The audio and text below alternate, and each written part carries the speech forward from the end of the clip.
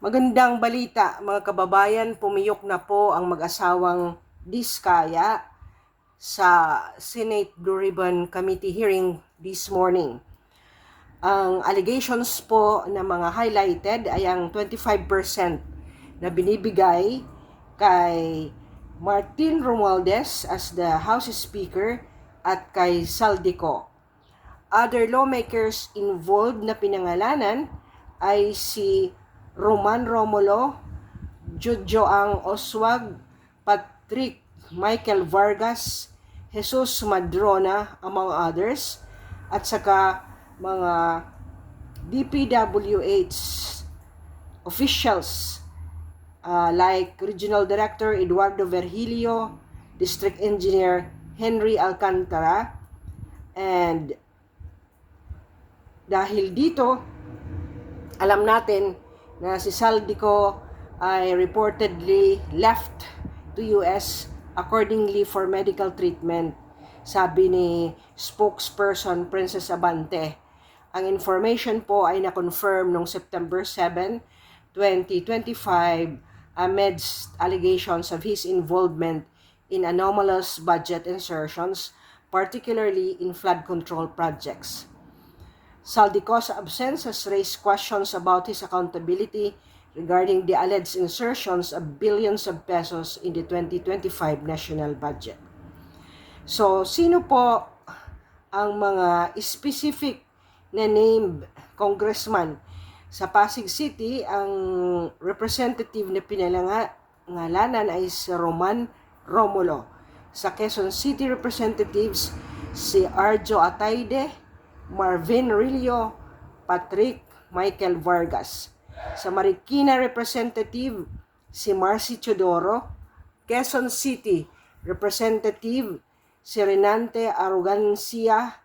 Former Congressman Teodorico Haresco Jr., Benjamin Agaraw Jr., Florencio Gabriel Noel, other representatives such as Jojoang Oswag, sa Oswag Ilonggo Party List, Nicanor Briones sa Agap Party List, Florida Robes, San Jose del Monte, Bulacan, Iliandro Jesus Madrona, Romblon, Odita Rieta,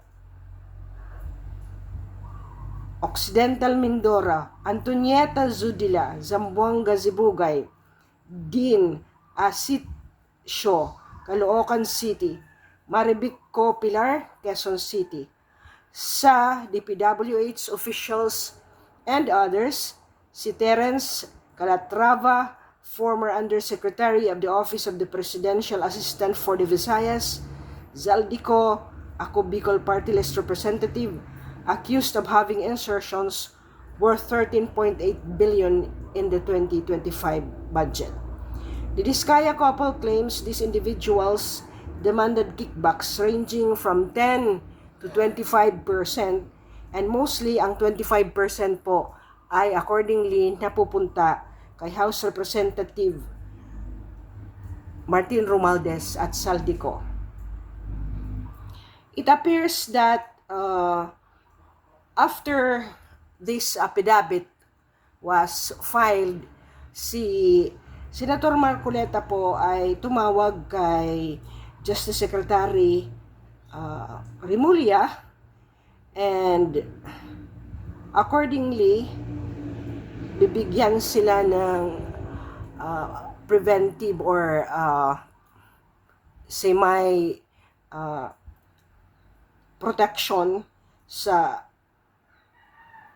kanilang sensitive testimony, as they requested protection from the government, and Senator Marcoleta assured them that the Department of Justice may place them in the Witness Protection Program if they qualify that they are less guilty of any of the violation of Anti-Graft and Corrupt Practices Law.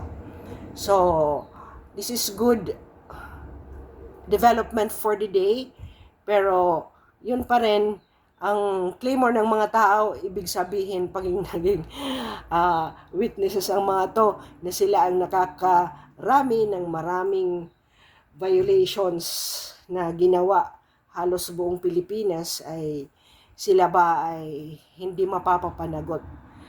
So, let us follow up and monitor the progress of this case. Thank you for listening.